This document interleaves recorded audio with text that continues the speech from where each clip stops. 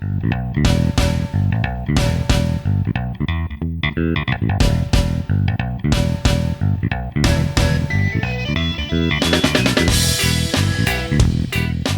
and welcome to episode 47 of Expected Value, the podcast that goes inside the sports analytics world. I'm Paul Carr from TruMedia, and since we're in the midst of the NBA Finals, we have a guest who used to work for an NBA team.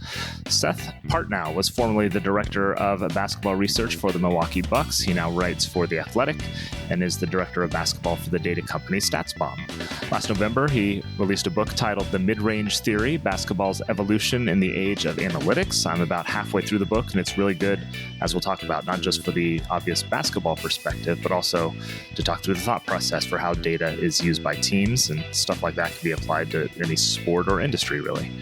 So I'll talk with Seth about his book in this conversation. We'll also talk about the first two games of the NBA Finals, how he watches games and then looks at data afterward, the state of NBA analytics in general, his path, his unusual path from law school to the NBA, advice for anyone interested in basketball analytics, and he even has a Luc Longley story, so stay tuned for that.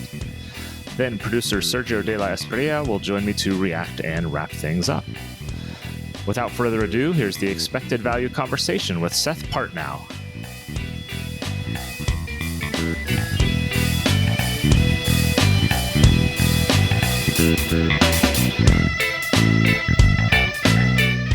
We're joined now on Expected Value by Seth Partnow, Director of Basketball for StatsBomb, former Director of Basketball Research for the Milwaukee Bucks.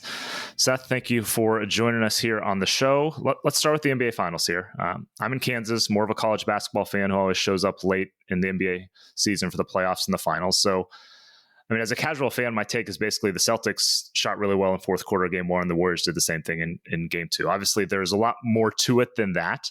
How do you, I guess it's almost a bigger question, but how do you go about looking at games like these that look like blowouts, at least on paper? How do you go about looking at these games, dissecting them from more of a deeper analytics type of angle? I mean, you try to look at it as much process based as possible. So, this is a trick that one of my podcast partners, Mo to Kill, likes as a film coordinator, was cut off the film as the ball leaves the guy's hands. Are you happy with the shot we got? And that's hard to do because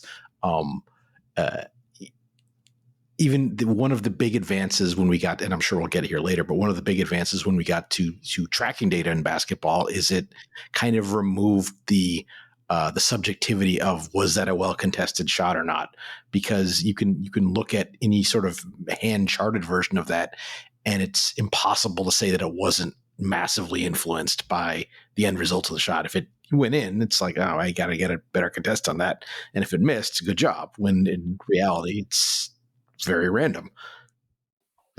Yeah. So any other, like, what takeaway from, kind of looking at it that way a little more specifically than just your box score numbers? Any specific takeaways from game one or game two as we move the series to Boston? Boston's offense was very different in games 1 and 2. I thought they did, for the most part, they did a good job getting in their drive and kick game and finding, open shooters, and they made a lot of them, but they were getting really good shots, especially in the second half. Game 2, kind of literally from the jump, the first play of the game, Draymond Green ties up Al Horford at the top of the arc, forces a second jump ball. Golden State was far more aggressive and physical on the perimeter, and it really kept Boston out of getting into any sort of flow, any sort of drive and kick continuity. And they stayed in the game in the first half largely on the back of some pretty exceptional shot making by Jason Tatum in particular. But when that sort of ran dry a little bit in the third quarter, that's where we started to get the avalanche that we saw. When you're watching a game, you're just sitting, you're on your couch watching a game, probably yelling at the TV like most of us for one reason or another. Like, how do you do that? Like, what's your thought process? We've touched on some of the things that you're picking up, but just how do you watch a game? I don't know if as a fan is even fair, but just with that analytical mind still going, how do you watch a game right now? So this is an analogy I use whenever I'm asked this question is, I don't know if you know, like, how you spot a marked card in a deck is if you're kind of flipping through kind of like a flip book or like an animation flip book, the different marking on the back of a card will flash. And so, something's different there. You don't like consciously pick it up necessarily, but you see something right. different. You're not looking for it, but you still spot it just because that's how the brain and the eye work. I think you watch enough NBA basketball, you know how things are supposed to look, and then something unusual happens, and it's, whoa, what happened there? Let me go back and see what that was. Something seems out of place. Something seems different. Yeah, I think that's part of it. And for example, you could see again, if you took a still photo of where Boston's perimeter players were on offense at the start of game one and game two, you'd see that they were like 3 feet higher out on the floor in game two, kind of as a result of Golden State's increased pressure. And so that's the kind of thing you pick up on. Okay. Yeah. No, I like that. And then if it's after the game, so, you'll see whatever a coach or a player at a press conference, they have your basic printout box score, which is obviously a starting point. If you're looking for something after a game, maybe you didn't see a game, but you want to try to get a sense of what happened. What's your go-to? What kind of things are you looking for in the numbers after the fact to figure out maybe what happened, especially if you didn't see it or weren't as familiar with the team or something? I mean, especially if a game had a surprising result or a large margin, the first thing you look at is 3-point shooting, just to see if one team was particularly hot or particularly cold. In this day and age, that explains a large amount of crazy variation in scores right there. And then you start to look at the sort of the basic 4 factors analysis. I don't always go to like the actual percentages, but look, okay, how many free throws what was the free throw differential? What was the turnover differential? Offensive rebounds, stuff like that. And then the next level is, I think that Ben Falk's site, Cleaning the Glass, is a marvelous resource because he has scripts that take play-by-play and kind of give you a first kind of cut of situational play. You kind of see half-court offense, transition offense, some shot location stuff, some lineup stuff that gives you a really quick snapshot of how a team accomplished something. Okay, a team put up offensive rating of 135. Were they just great in the half court, or did they get out in the fast break a lot? On the other end, if they struggled, was it because they were taking a bunch of mid-range shots in the half court, or because they just couldn't make a layup or a three? So that's, and then the full process is kind of the next morning. This is both when I was with the Bucks and now with the publicly available tracking data. That's when you start to get some of the the defender distance, potential assists, all those kind of more detailed context of sort of how the game was played. So it's really almost 3 levels, and then when you have the full tracking data set, it's even more. And then now we're talking about like post game reports, and that's a whole other semi-proprietary can of worms that. Yeah, you mentioned your work with the Bucks, where your director of basketball research was the official title. What was that role? And I know these roles have changed even just in the few years since then, but at least I think it was like 2016 to 2019. Like, what was that job with the Bucks? What did that job do? So we had for the entirety of my time there, we had a reasonably small shop. We peaked at three people, and then also there was a data scientist who worked directly with our performance team, our training and medical folks. So a lot of it was the maintenance of sort of the day-to-day, the pregame, the postgame, the getting information or dashboards to scouts when they were going to see a college player or something like that. Kind of constantly updating, win projections and projected standings and playoff matchups, draft modeling, of course, keeping, some degree of in the season is kind of hard, but because the sample sizes are weird, but, some player value metrics to then give sort of a first cut of like a possible impact of a proposed transaction would be. So all of that stuff and the amount of things to do more than filled the available hours. Right. Yeah. And There's then, never enough hours, never enough people. yeah, exactly. Always And too much so, data, right? right. And then, then this is something that I don't think isn't always realized from the outside, is that there's so much of that going on. And then also, like, you as a professional, you want to kind of learn new things. So you want to touch the scouting, you want to touch the salary cap, you want to at least be a fly on the wall for trade or contract negotiations calls. So the upshot of that is that the both the time and the mental energy to do kind of new things during season is pretty limited. And so then it's like a lot of the innovation that isn't just like tooling and dashboards and better presentation happens kind of in a very narrow window, kind of, like maybe late July, August, September, where you're kind of balancing, I need a vacation with, let's learn something new. Right. I have time to breathe and do something. You kind of touched on this, and this is in your book too. It's interesting to me. As a fan, I tend to think of like the analytics role is more directly impactful on, I'll call it game day. And it seems like there's so much more, like that's a small percentage almost of the job and of these departments and that role at the Bucks. I guess, how would you kind of split up that role? Like how much of it is directly game day, game prep type of thing? Because it seems like it's different than say baseball, where you have an advanced scouting report every day that the teams are putting together and something like that. How does the kind of game day stuff versus everything else that you're doing, how does that split up? For starters, I would say it depends. There are, and increasingly there are kind of coaching analytics positions, whether that's someone on the bench, someone who travels with the team, someone who stays in office, that is focused specifically on kind of, I guess we'd call strategic things. That's an increasing role. But I think that the sort of the more the personnel side, the reporting side, the salary cap, the production value to contract ratio, those are almost more natural applications, just because those are things that have always been sort of stratified a little bit. Because when you're dealing with players at volume, you kind of have to abstract out and put numbers on them. So there's a little bit of a less of a barrier to.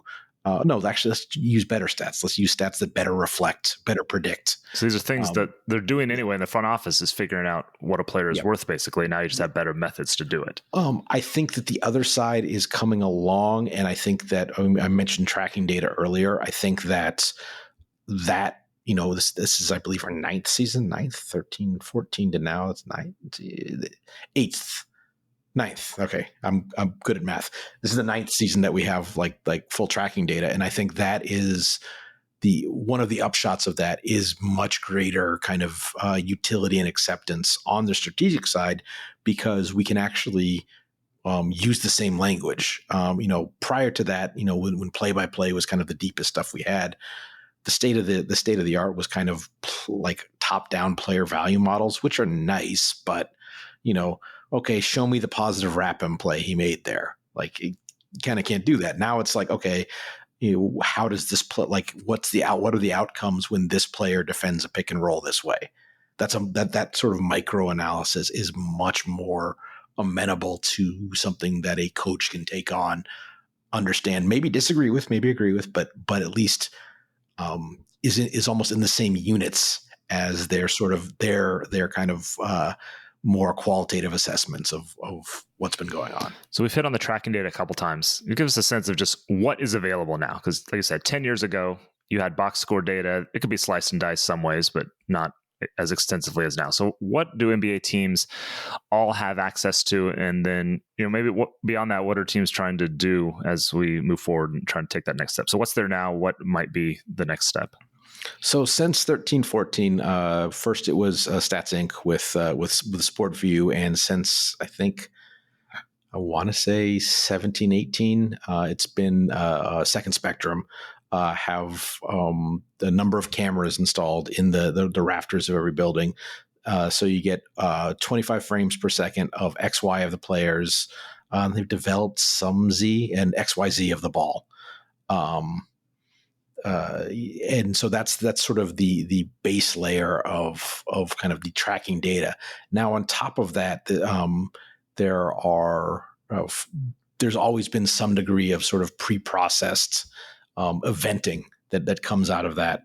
And then there's, I believe, 28 teams also pay Second Spectrum for their sort of premium service, which is a pretty broad suite of what they call markings, which is very, we get a taste of this on NBA.com, but it's very in depth on a per event basis on, location, identities of players, movement vectors, some classification of coverages and things like that allow for a really in-depth view of what's happened in the game in the language of basketball. So you can, it's not just a 3-pointer, it's a 3-pointer off the catch from this spot on the floor with the defender this far away, moving at this speed, where the player who caught the ball was, relocating to his left. Like that's in previously in the play-by-play, it's, at X time player makes or misses 3 from spot on floor. And if it went in, maybe it was assisted. That's all the information we had. Now we have, first of all, we know if this shot was assisted, even if it doesn't go in. But beyond that, we know if it was contested. We know if it was open. We know if it was wide open. We know if the player had his feet set or was on the move. We know if the shot clock was low, though you can derive that a little bit from play-by-play. So this is that's just on shots, just a massively larger amount of information to really help contextualize. And then you can almost treat those characteristics of the shot, those features of the shot as an outcome of the possession. So you're no longer beholden completely to ball go in. It's like, was this a good shot or not? Agnostic of whether the coin landed heads or tails.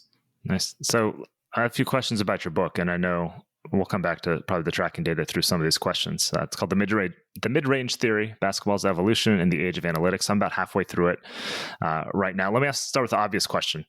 What inspired you to write a book? Why do that now? I sort of, when I left the Bucks and went to the Athletic, I kind of, maybe I'll write a book at some point. And then the publisher, Triumph Books, basically cold called me and said, hey, write a book. And so then I had to come up with an idea for a book.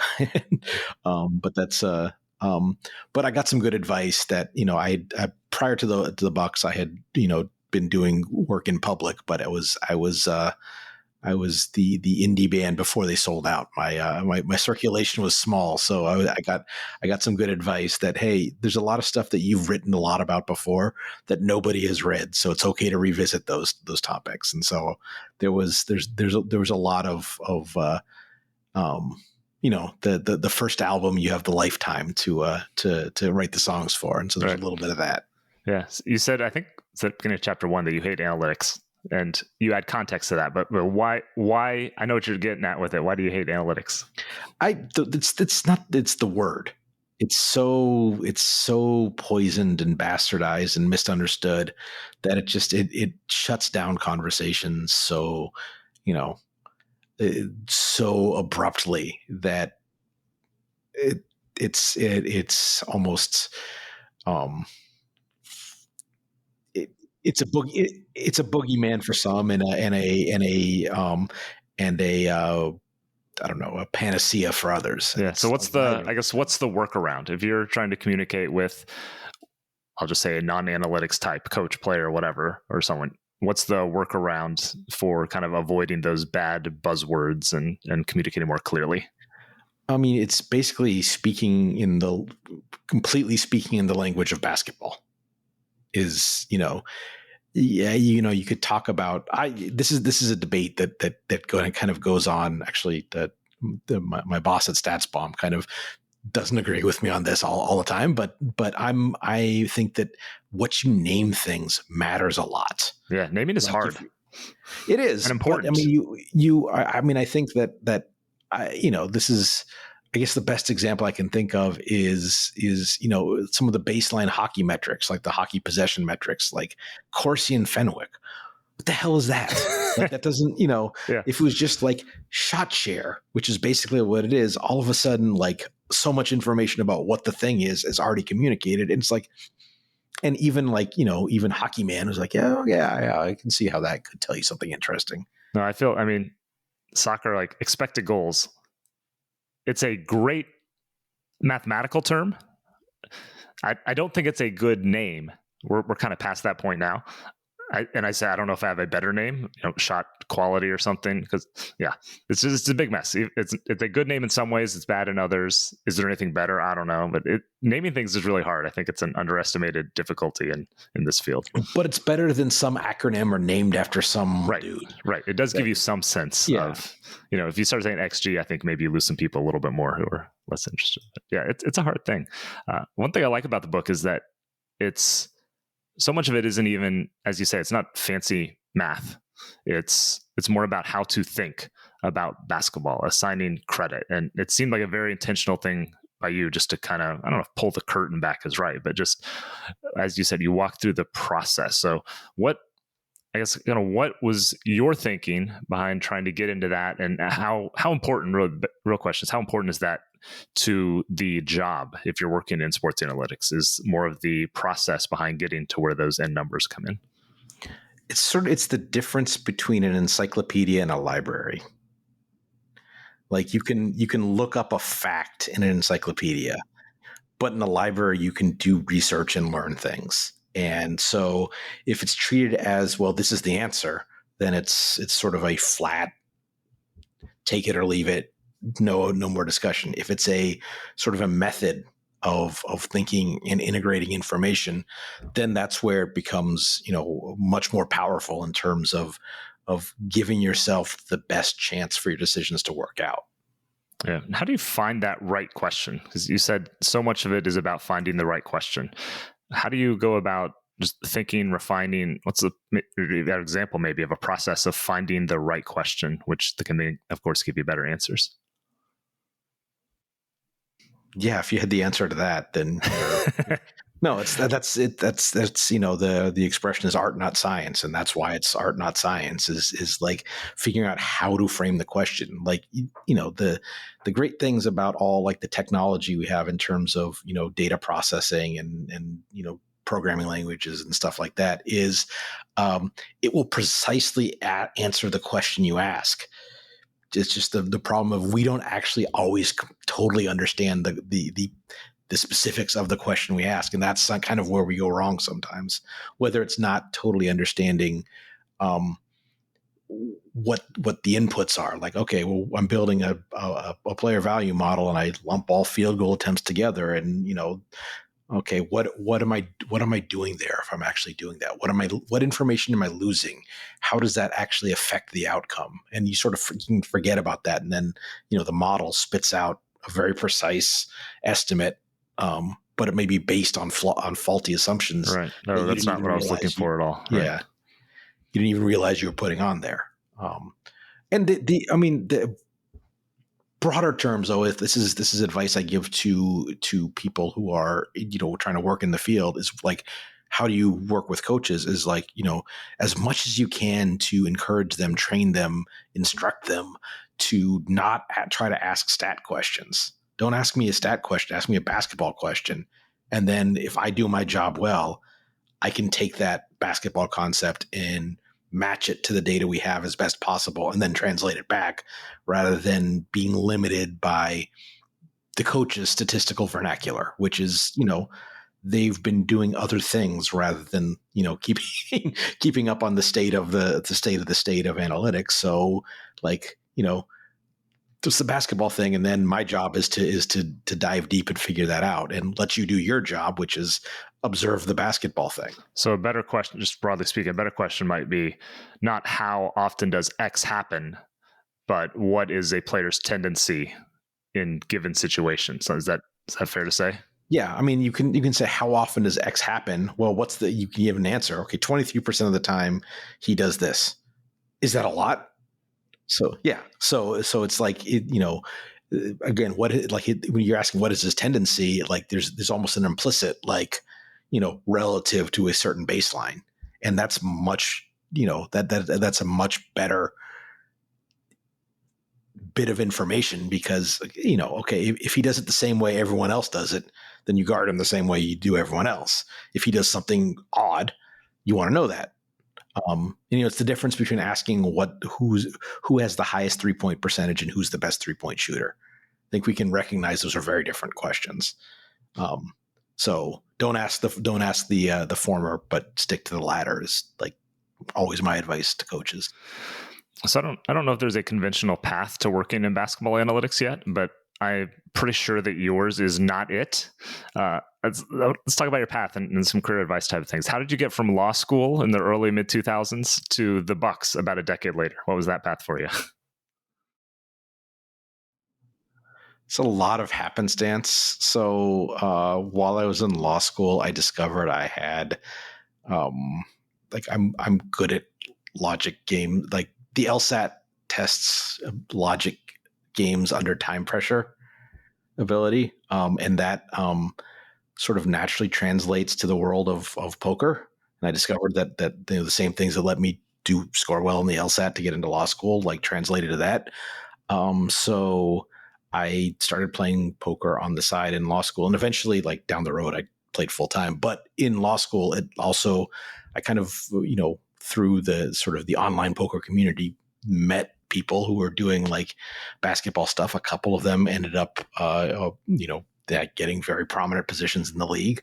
Also like, have you had Kyle Boddy on from Driveline on the show? No, talked to him before, but not on the show. So he came out of that world as well. A number of people working in baseball, and so there were people who were kind of doing interesting things, applying kind of similar, statistical thought processes that they used on poker to basketball. And so there were first some very involved fantasy leagues, but also some people who went before me, kind of saying, "Hey, you can do this." And then kind of when I came back around and started writing about basketball around 2013, there were people in the league who kind of no, this isn't BS. You're onto something here. And so then I just kind of was plugging away at that and was a little bit right place, right time. Because that's when the tracking data first started to come out, and I kind of, I guess, understood how to apply that. And then that sort of got my stuff in front of teams, and black box decisions happen, and then Bucks offered me a job, and here we are. So yeah, if you're looking to hire someone in a basketball analytics role today, you're obviously looking for things that are a little bit different than 10 or 15 years ago. What are you looking for? I say this as an possible advice, career path for current students or people looking to get into the field. What do you look for now if you're looking to hire someone or pull somebody into a basketball analytics role? Well, it's a much more mature field now. So it's not just like one person who, builds the model and runs the database. And so it's, all of these discrete skill sets, whether it's data engineering or statistical modeling, and there's, obviously overlap between a lot of them. What's your home field advantage? Which one of those things are you best at? So like so those like more technical roles, I think that the ins are, teams have probably gotten better at hiring those roles and better at figuring out where to go, as sort of most teams kind of have a head of their analytics group who at least knows how to start to vet those skills. For the more kind of analysis, which is the sort of the stuff that ends up making its way to public,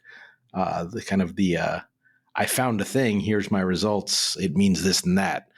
The number one thing I look for over and above kind of baseline technical ability and kind of basketball knowledge, really the two things, as I do a Spanish Inquisition skit, is one is the ability to communicate, because it's not the job isn't a stat job, it's a communication job. And two is the sort of the creativity and imagination to be able to formulate the questions correctly, and that we talked about earlier. And then that's one part of it. And the second part of is being sort of malleable enough to figure out, like, the data we have now doesn't always perfectly address every question, but to get yourself out of, well, this is the data we have, so I'll go with it, even if it's answering some sort of adjacent question, sort of figuring out how to get at the phenomenon, or at least estimate or some insight about the piece that you really care about, rather than just kind of, slapping together information that's kind of related about a similar topic. So I found that even amongst, that's almost the rarer part I've found in interviewing, even like highly technically adept, well-trained people, is that sort of that creativity, that figured out factor is the sort of the special sauce that is, and there's the only way to develop that is reps. Yep. If I'm someone new to basketball analytics and I'm looking to just get started on something, you mentioned Cleaning the Glass is a great resource. Any other things? Obviously, we want to read your book and get started that way. Any other couple starting points that you would point people to? I think even though it was written probably 8 years ago now, I think Thinking Basketball by Ben Taylor is a good is a good sort of introduction to sort of the thought process. Basketball on Paper by Dean Oliver is it's a little bit of a tough read. If you can find some of his writings that are still online, I actually think that there's that the stuff he has online is maybe almost better as sort of like intro to thought kind of ways. I would read everything Kevin Pelton writes. He doesn't necessarily directly do explainers about what things are, but he writes in such a way that you can pick it up from context, and not just that, also sort of how you go about thinking those things. So those are, I think, some of the resources that are out there. All right, let's talk about what you're doing now with StatsBomb. You're director of basketball is your title. I know you also are involved in the football launch that's gone big in the last couple of weeks. What's StatsBomb up to in football and basketball? So we're taking a lot of what I guess it's we now, because even I've been there about 9 months now. Have learned from collecting deep data on soccer at scale and are applying it to sports that are more North American based than kind of world soccer. Football is the hardest thing I've ever worked on from a sports standpoint. There's a lot of commonalities between, you can look at soccer, you can look at hockey, you can look at basketball. There's a lot of sort of commonalities, and there's also because they're games where a lot happens and it's continuous and goes back and forth. There's a little bit of like margin for error in terms of like, okay, if you're a foot off and where your data says the guy is, it's okay. It evens out. There is no margin for error in football, and everything is just so specific. And also just in terms of putting stuff together, the rules are so, and the fact that the rules for college are so different from the rules from the NFL, like error checking formations about how many guys are on the line and stuff like this. Like, so, right. All these little things just to get the data to a usable spot, right? Yeah. But beyond that, it's trying to, what I was saying earlier about sort of the sport words, the basketball words. This is the head of Second Spectrum always talks about, and I quote this in the book, pulling basketball words from the data. We want to do the same thing for football. So there's things that we know are important in football as sort of football watchers or professionals that you sort of know is there, but hasn't necessarily been collated and calculated and aggregated yet in that sport, because it's hard, because it's very difficult. It's a very involved process to get to one game. But now, if you it's not just one game, but if you have a full season and a full season of the entire FBS, and then you can start to make comparisons. So that's sort of where we're looking to go with that. And then aiming for over the next year getting to a basketball product is bringing a lot of the same information that is available now for NBA play to other areas of basketball, because in-arena tracking isn't coming to the bulk of Division I men's or women's anytime soon. It's not coming to EuroLeague anytime soon. So we have to find a way to, or we are finding a way to not the entirety of that data set, like the 25 frame, reasonably precise location of every player across thousands and thousands of games. Like that's a little bit beyond current technology. But if we can get to, there's very much an 80-20 solution of, okay, the stuff that we actually use the tracking data for, we can get to that much simpler. And so that's what we're looking to do in basketball. And, football is the same thing. There's just fewer examples of what that data might be. Because even like the NFL's tracking data is so new and so kind of proprietary that, and frankly, I would like it, given that it's so new, I think it's probably, we're 9 years into, 30 teams and media entities and, the engineers that Second Spectrum themselves have to really exploring what's in the basketball tracking data. We're 3 years to sort of into, partial exploration of what's in the football data. And so there's just kind of less of an example to go from. So there's a little bit of the exciting part is sort of making it up as we go, kind of not just like matching a previously set standard, but creating a new standard. Yeah. Yeah, no, I'm excited to see what you have in store in both sports. So let me wrap things up with our playing favorite segment where we whip through a number of your favorites. So we'll start with, what is your favorite number and why? 21, because that ended up being my sports number. I think it ended up being my sports number because that was the jersey that someone gave me in high school and just kind of stuck. Yeah. Similar for me. Who was your favorite athlete as a kid? Reggie Lewis. Reggie Lewis. Nice. Yeah. Favorite nerdy thing that you track or have tracked in your life? I mean, there's now it's everything, but I think this was the I think we're probably of an approximate of an age with each other. So you probably remember when, like, before they even had batteries in like Nintendo cartridges to keep stats, like right. For example, RBI Baseball. Oh yeah, didn't keep stats. I did this. Yeah, I a pad of baseball score sheets, and I kept score and collated stats, and I even thought of maybe I could do a fantasy league off of my RBI Baseball. So that was like that's I was I think my parents might have been able to figure out then. Oh, he's gonna work in sports analytics, which doesn't exist yet because of this. Somewhere I have papers from like 1994 Vancouver Canucks on Stanley Cup on Super Nintendo, piles of stats, and Pavel Bure had 100 goals or whatever it was. So, Bure was good in that game. Great game. Yeah, you're in Milwaukee. Favorite Milwaukee food or drink? Like if I come to Milwaukee and you say you got to try this, where are you pointing me?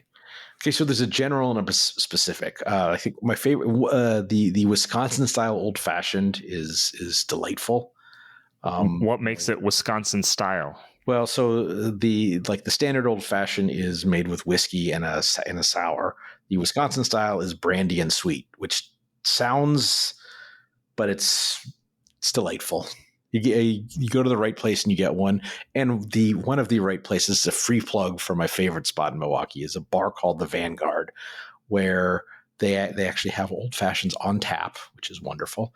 And they also they've basically realized that every food culture in the world has like a sausage they use. So they make like the bulk of their food offering is like our sausages, but it's like you can get a banh mi or a schnitzel so it's just, and they're all just they're spectacular. And also it's a bar that like shows wrestling pay-per-views. So when I first moved to Milwaukee, didn't know anyone. I spent a lot of time there. That was the place to go. Yeah. All right. And finally, your favorite how did I get here moment, where you can soak in and surprise, shock, appreciation for, where this crazy career has gotten you. So there's a mental one and a physical one.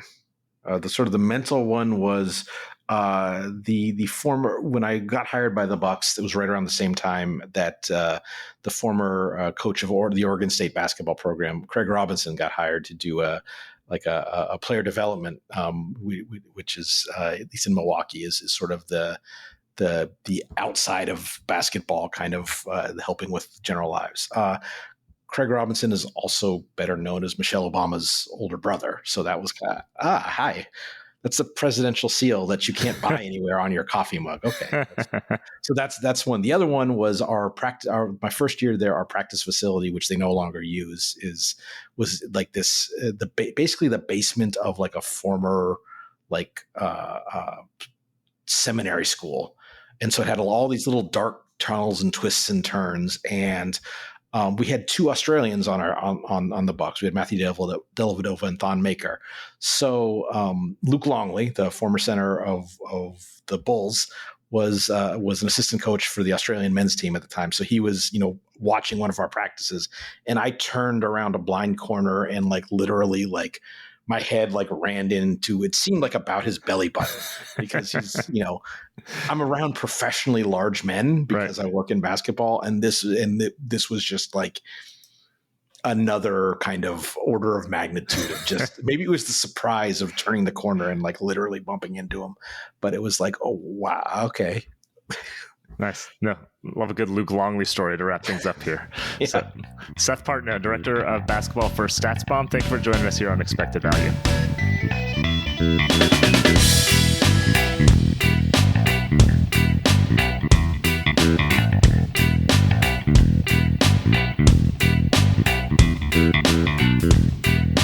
Back in the TruMedia studios, I'm Paul Carr. Thanks again to Seth Partnow for joining us on the show. Follow him on Twitter at Seth Partnow, Partnow, and check the show notes for a link to get his book, read his work on The Athletic, and find several of the basketball resources that he referenced. I'm joined now by TruMedia's Sergio de la Espriella, who is a sad Miami Heat fan right now. First, my condolences on the Heat's playoff run ending, particularly the way that it ended. Were you able to put the misery aside and glean anything in particular from the conversation with Seth? Thankfully, that has now been a week in the past. So I've had a full week to mourn, to continue to see the nightmare of the Jimmy Butler three-point shot, which we got Seth off of the air, but we got Seth to admit to us was a good shot. He did reassure me it was a good shot. Nonetheless, it was a very sad moment for me. But it was a great conversation with Seth that we had. And I really, really enjoyed basically finding out not finding out, but realizing how young tracking data truly is. And not just in basketball, but across all sports. He was talking that there's like a 9-year sample size with tracking data. And it really puts things into perspective about how young this like advanced data really is, and how much more there is to find out, and ways to use it and integrate it into in-game situations, or in pre-planning situations, or even in, reviewing the game post-hand.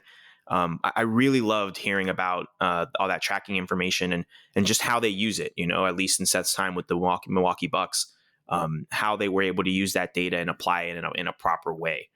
I also think it's kind of funny that he was there, with the exception of when he left for the entire Giannis era. And so I'm interested to see, maybe we can have him on later on again in the future, and maybe ask him, how those advanced analytics help a superstar of the caliber of a Giannis Antetokounmpo versus, my Heat fandom's going to show, but the man that they discarded, PJ Tucker, and he ended up in Miami.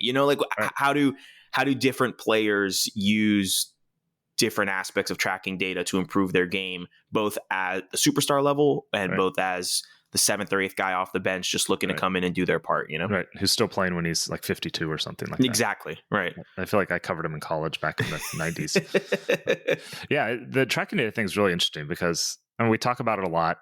It's a very common analytics thing, but yeah, teams and analysts, media, are also figuring out what to do with it, because you get bigger sample sizes, you get better data, more things are tracked. We talk about how in the past, the data, just something like what direction a player is looking or heading, some of that stuff was very imprecise early, and now it's much better now, whether it's baseball or football. And yeah, everything's 10 years old max. StatCast really started in 2015, and GS in the NFL is a little bit after that. Soccer tracking data is just the last few years for the most part. So it's really interesting, because it can clearly tell different, and in some cases better, stories than just event level or traditional stats. But there's also no point of reference. as he said, if I say, someone does this 23% of the time, like, okay, maybe you can intuitively kind of figure it out, but it's a lot of time. And until we get more and more and better data, it's just going to be a thing it's a fixture, and it's also a new fixture. So I also think it's interesting to something that Seth said about, you have to look at the excuse me. You have to look at the situations regardless of the outcome of the play, right? Like hard. A good shot is a good shot. Sometimes it just won't go in, but it doesn't mean that everything that happened on that play beforehand isn't exactly what should happen. So it's the it's the time tested, sometimes the shots just don't fall. Right. It is what it results oriented. He talked about poker, it's the same, whatever. You get all your money in with the best hand that wins 95% of the time. You're still going to lose. There's still a 5% that you won't. Chance you're going to lose, or even a good play is 80% of the time, and you lose 20%, and that happens a lot. And that kind of goes to what I like to hear him talk about, which was process and the importance of process. Yeah, he touches on this a lot in his book, which I definitely recommend for anybody interested in sports analytics and especially basketball, but just sports in general. And just the way that he kind of talks through. Okay, here's we'll just call it old school data that we had. Here's the new school data we had. Here's how we started thinking about it differently to process that new data and make it more useful. Whether it's better ways of measuring player talent or shooting ability or whatever it is. Just not just doing it, but the thought process of getting there. And I've heard this from several guests where when they're talking about hiring or what they look for in candidates or students or whatever, they want to see what you have done, what your output is. And often just as important as that is how you got there. What sort of questions were you asking? How did you think about the data you had and what you could do with it?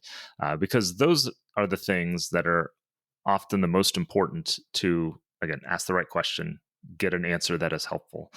The process is really important. You have to have technical skills. I'm not saying don't have those for whatever it might be to process data, to code, whatever, to program, et cetera. But if you don't have the right thinking process on how to use all those tools, you're not as valuable a candidate and maybe someone who could potentially break through the long list of people. Yeah, I completely agree. It's very much like something I thought of while he was talking was that meme where it's a bus and it's someone smiling on one side and someone being sad on the other, and the person that's sad, you can kind of fill in the gaps. And I saw one a lot during the playoffs, this NBA playoffs, where players you wouldn't expect would have big games. Like a Frank Ntilikina had a big defensive game that doesn't really show up on the stat sheet.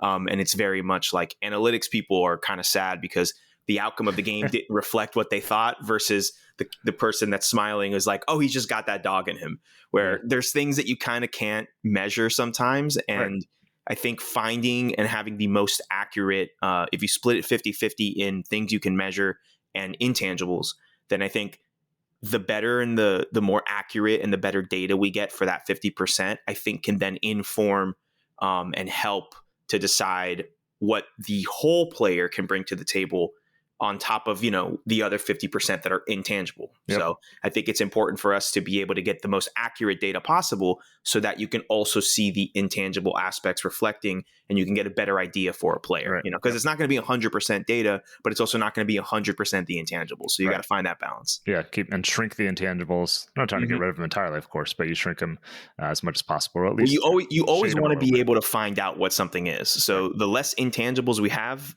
arguably the better, like you're saying, because I would like to be able to predict things to happen, Yep. Makes everybody smarter and ideally make better decisions. All right. Thanks, Sergio. Thanks one more time to Seth Partnow for joining us on the show. We have several other basketball guests in our archives, including Dean Oliver, whom Seth referenced, one of the godfathers of basketball analytics. He's currently an assistant coach with the Wizards. We talked to Spencer Anderson, director of analytics with the Pacers as well. Please subscribe, rate, review the show on Apple and Spotify and wherever you listen to the podcast. We appreciate that. We appreciate any sharing on social media, good old-fashioned word of mouth. You can follow us on Twitter at TruMedia Sports to get a glimpse of what we do and how teams and media clients are using our websites. With the College World Series getting underway shortly, we're planning to talk college baseball in our next episode, so stay tuned for that as we're finishing up our first very busy and successful season working in college baseball. Until then, on behalf of producer Sergio de la Espriella and everyone else here at TruMedia, I'm Paul Carr. Thanks for listening to Expected Value, the podcast that goes inside the sports analytics world. Bye.